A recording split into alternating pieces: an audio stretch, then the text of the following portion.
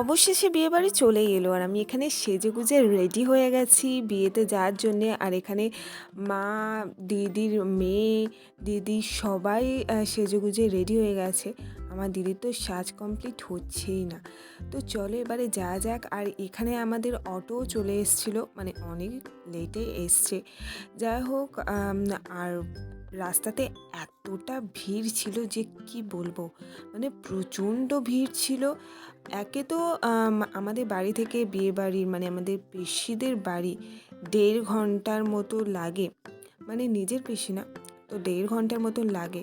আর এখানে রাস্তায় যেতে যেতে দিদির মায়ের শরীর প্রচণ্ড পরিমাণে খারাপ হয়ে গিয়েছিল, কারণ ওরা তো বেশি মানে বাইরে বেরোয় না, আর গাড়িও তেমন চড়ে না।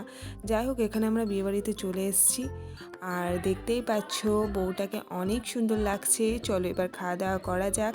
আর দেখো এই সব মেনু আছে। আর এখানে সবাই আমরা একসাথে খাওয়া দাওয়া করতে বসে গিয়েছি।